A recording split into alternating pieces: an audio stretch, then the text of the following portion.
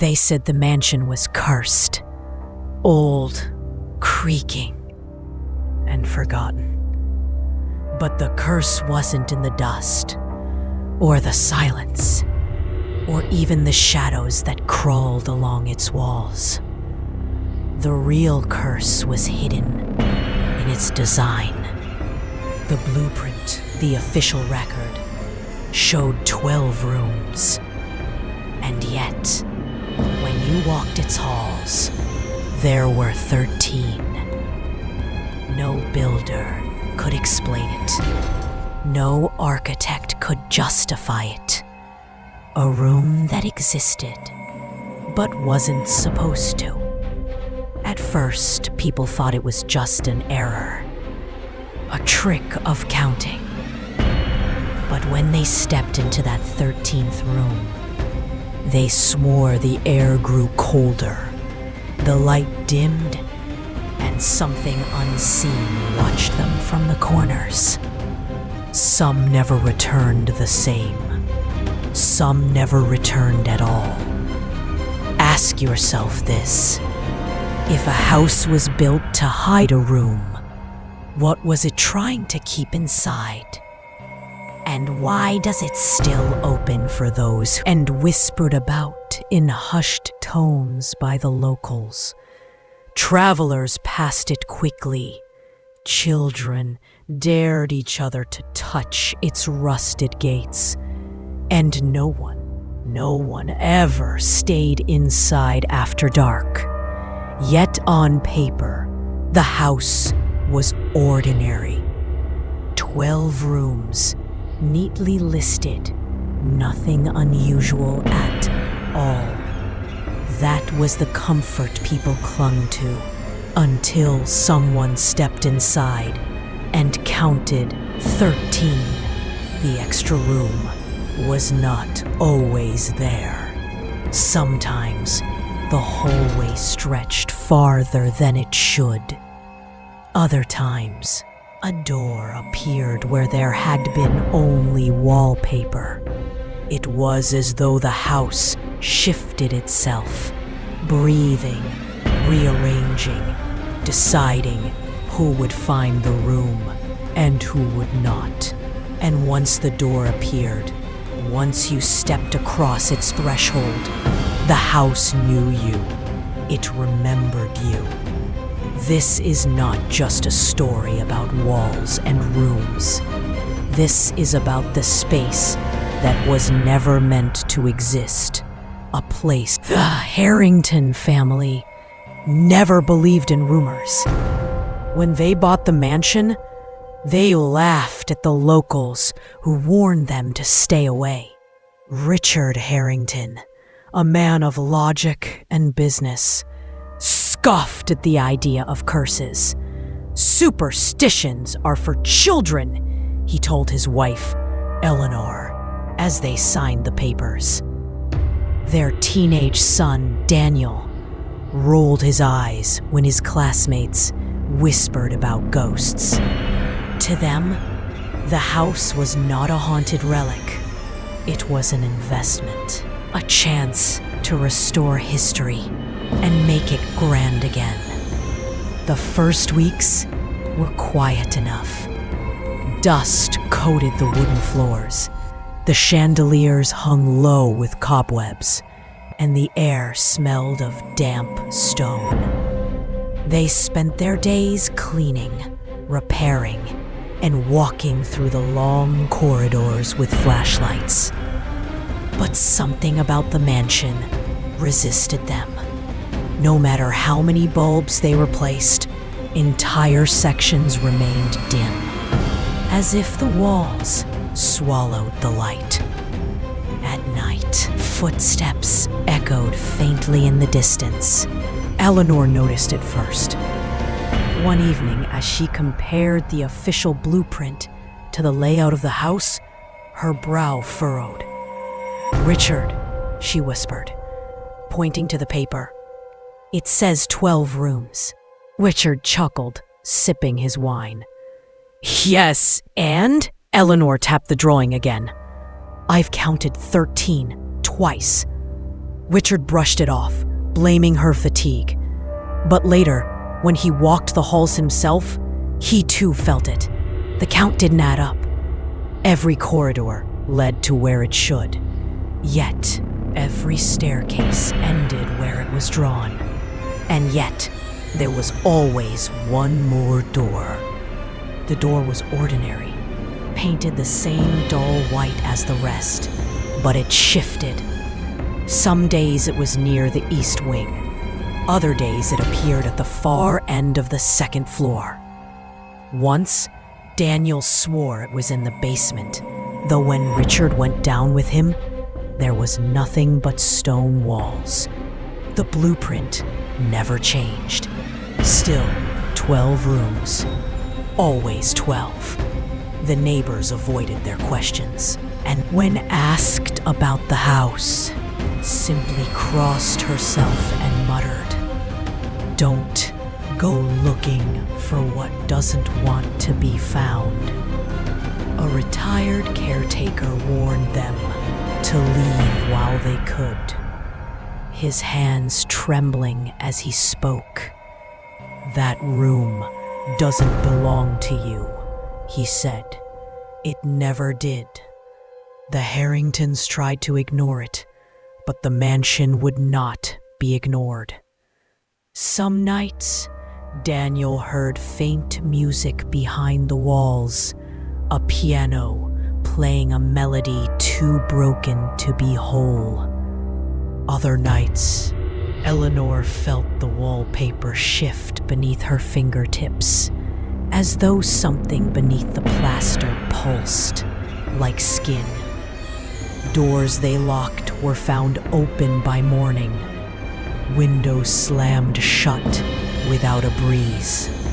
And then came the scratching, low at first, almost like rats in the walls, but soon louder, sharper, as if nails dragged across wood.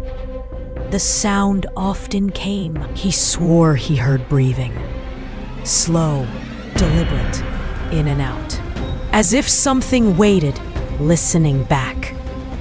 The blueprint lay on the dining table, pages smudged with their fingerprints. Eleanor stared at it again and again, tracing the lines, searching for what she could not find. 12 rooms, no mistake. And yet, her heart told her otherwise. That door existed, and it was not empty. The mansion, it seemed, had been built to hide something. And whatever lived inside the 13th room was waking up. The night of the first encounter began like any other. Rain lashed against the tall windows, and the wind howled through the cracks in the walls.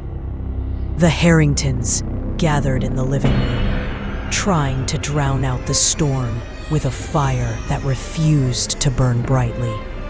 Shadows stretched unnaturally across the floor, seeming to move on their own whenever no one was watching. Daniel, where the 13th door had last appeared. "It's there again," he muttered.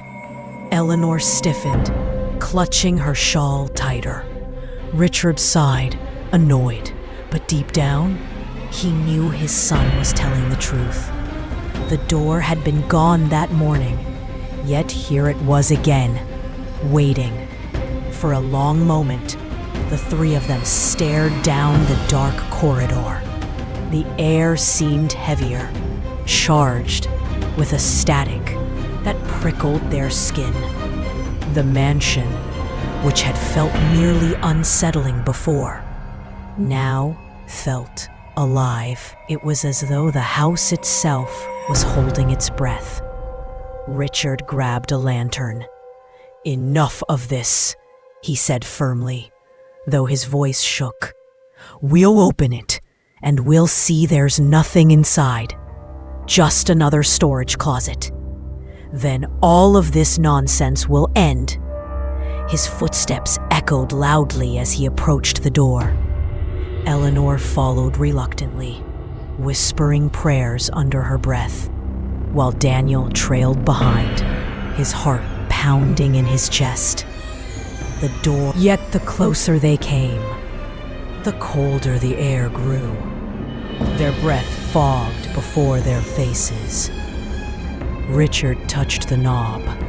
It was icy, almost wet, as though the metal itself was sweating. He twisted it slowly. The latch gave way with a groan that seemed too loud, too deliberate. The door swung open. Inside was darkness. Not the kind of darkness that comes from an unlit room, but a deeper, swallowing blackness that refused to be pierced, even by the lantern's glow.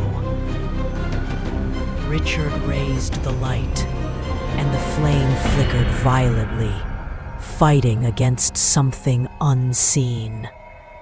At last, the glow revealed a narrow room, long and windowless.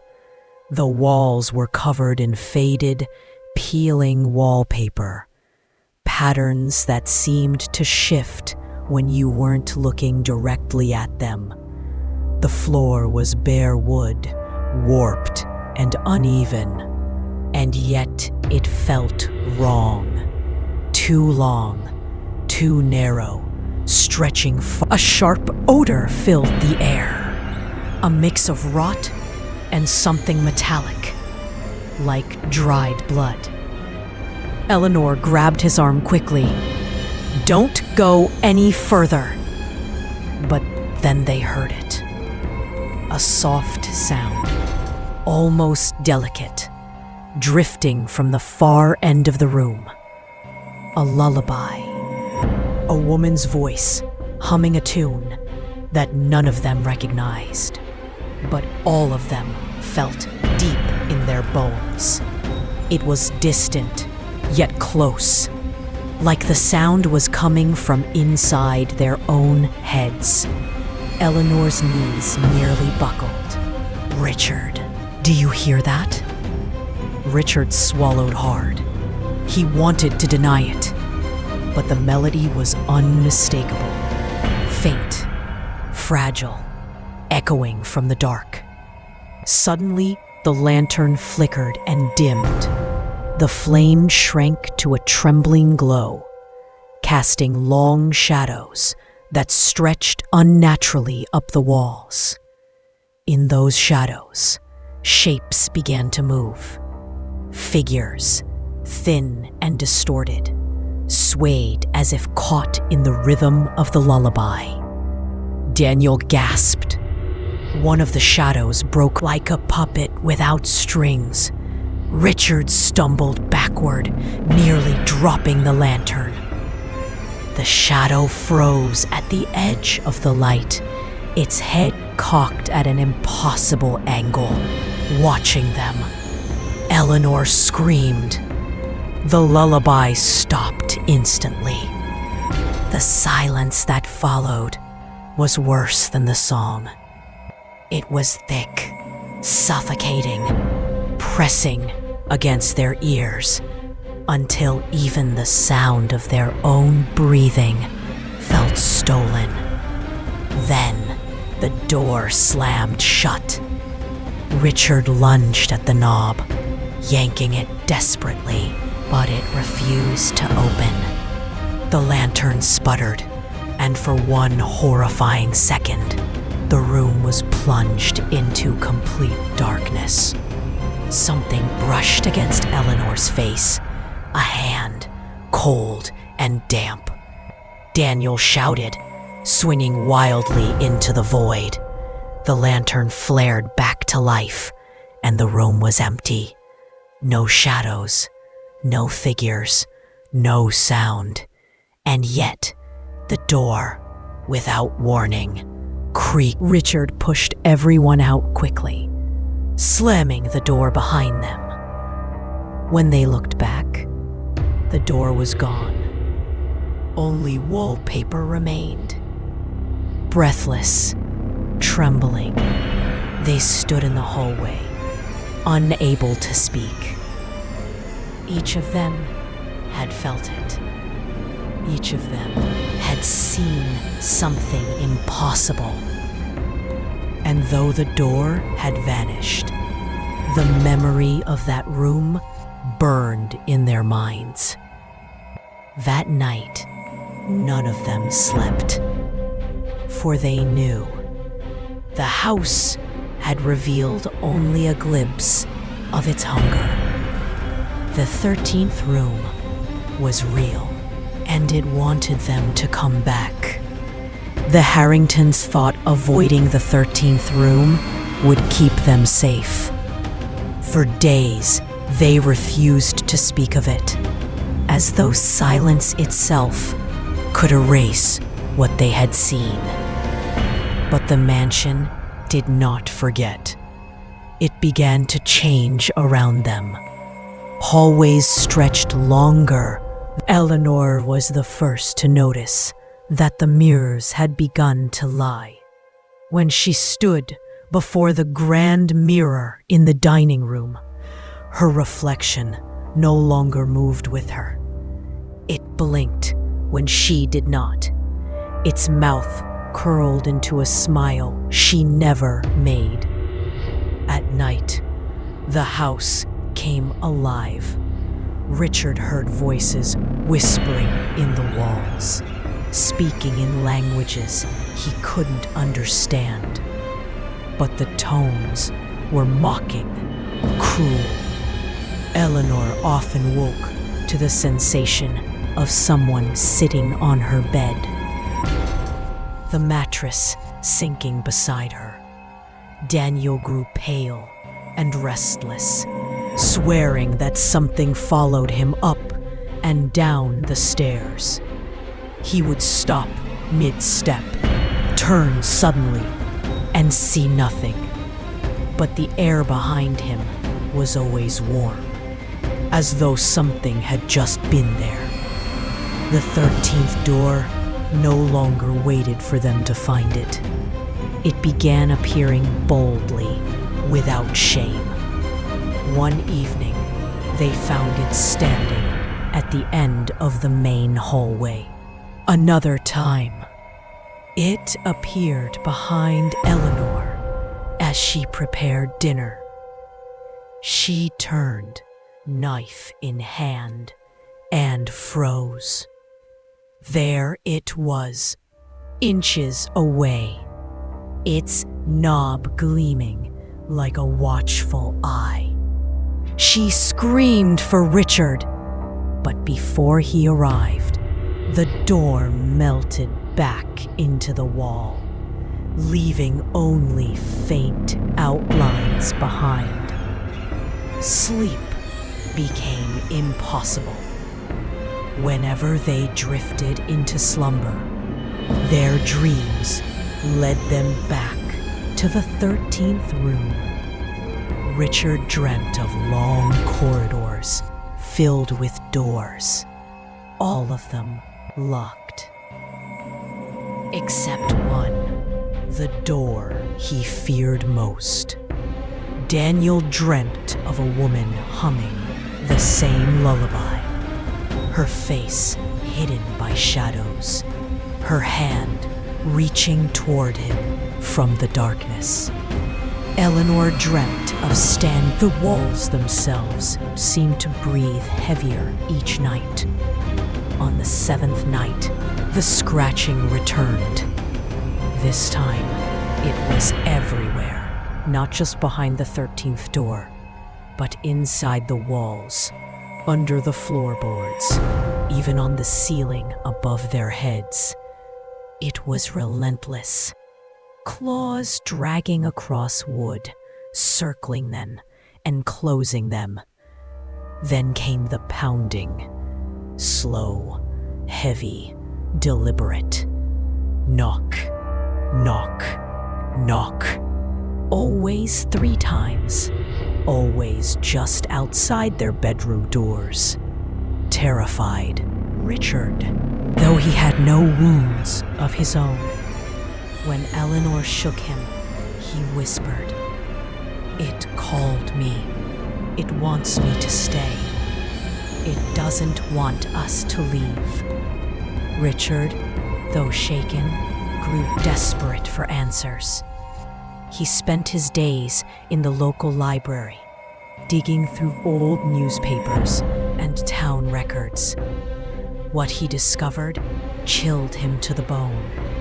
The mansion's first owner, a man named Samuel Corbin, had built it in 1892. Rumors claimed Corbin had dabbled in forbidden rituals.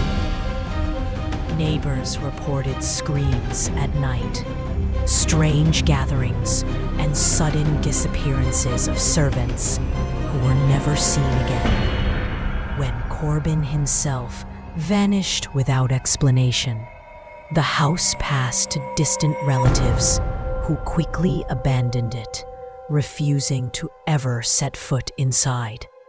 Richard found one line in the records that haunted him.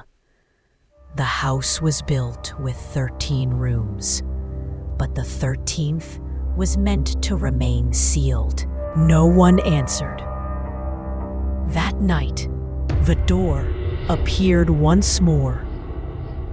This time, it did not wait at the end of a corridor or hide in the shadows.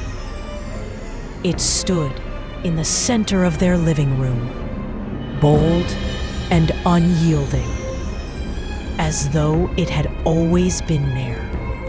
The knob turned slowly on its own, and for the first time, the Harringtons heard something from the other side.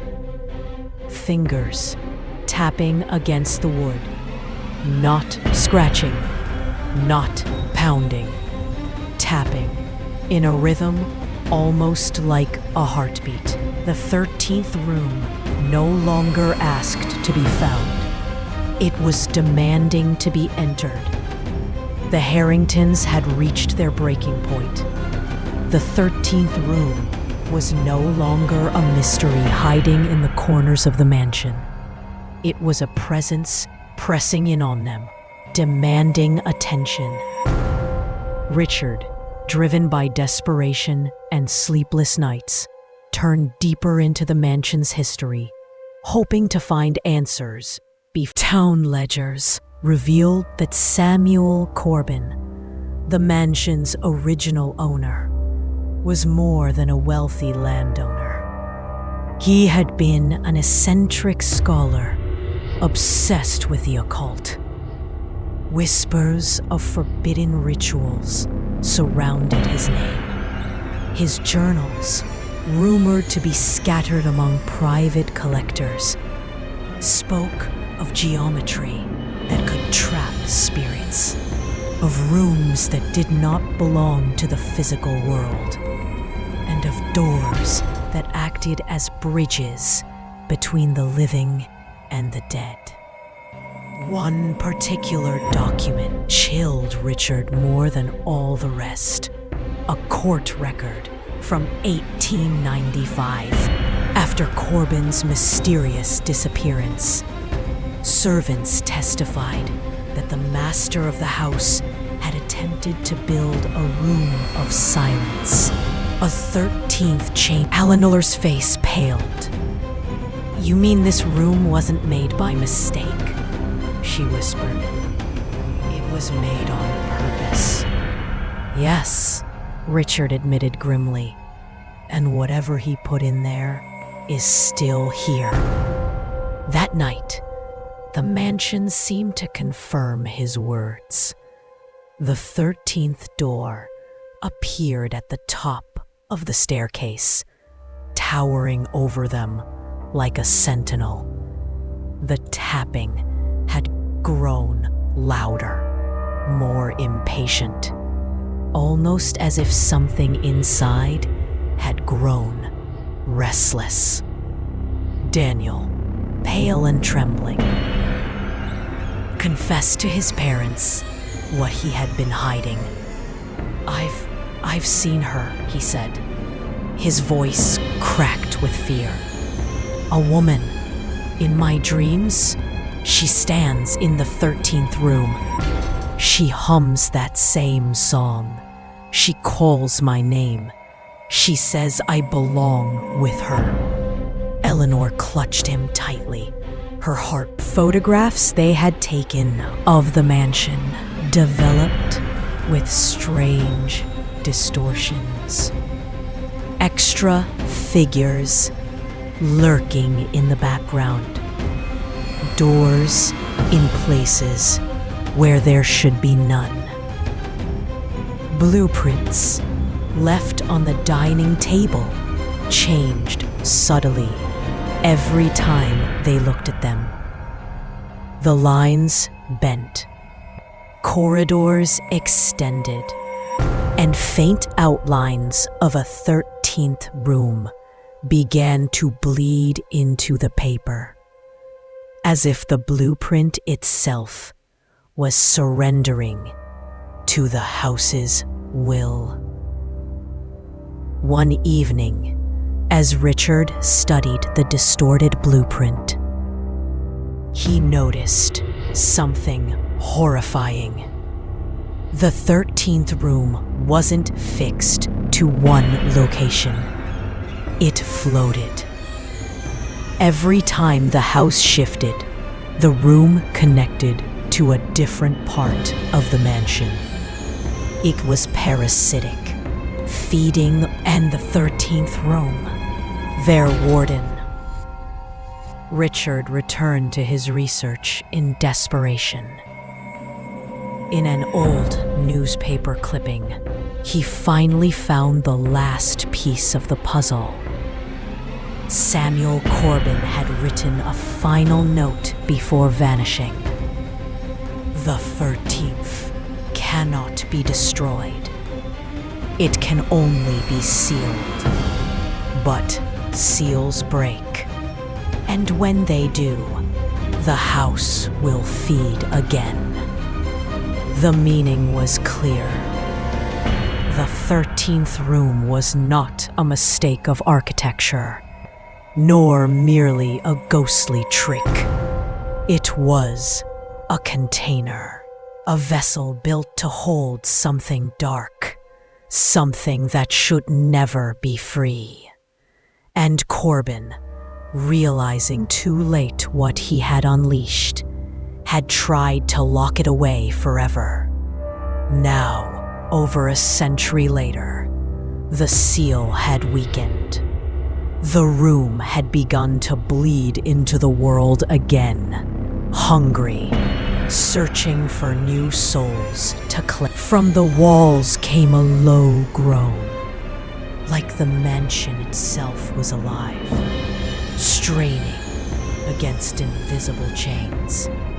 And then the lullaby began again, soft at first, then louder, echoing through every hall.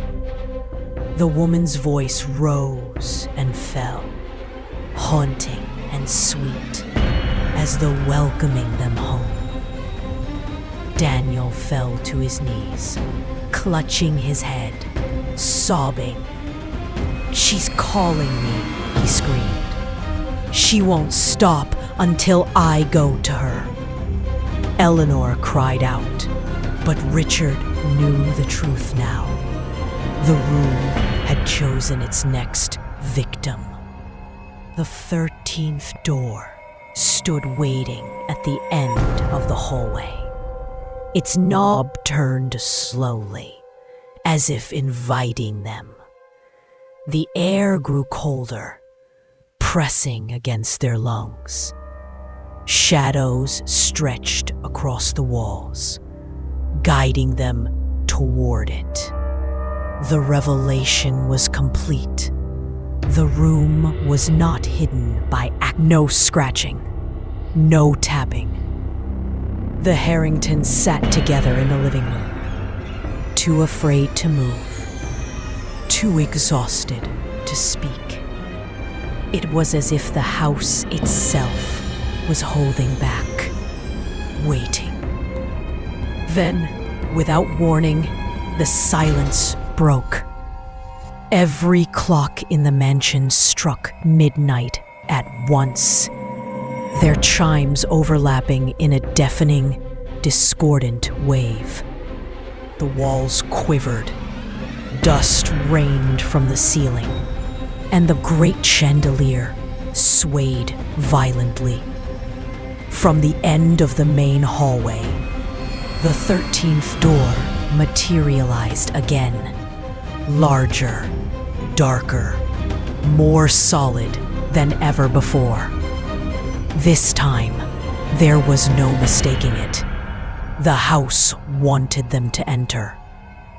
Daniel rose first, his face pale and vacant. "She's waiting for me," he whispered. His voice no longer sounded like his own. "I have to go." Eleanor, as though his will had already been consumed. Richard grabbed a rusted crowbar from beside the fireplace. "If it wants him, it'll have to take us all," he growled, his fear burning into fury. He stepped between Daniel and the door, glaring at the shifting shadows that writhed across its surface. "You can't have him." The doorknob turned on its own. Slowly, deliberately, the door creaked open. Cold air surged out like a wave, extinguishing every candle in the room.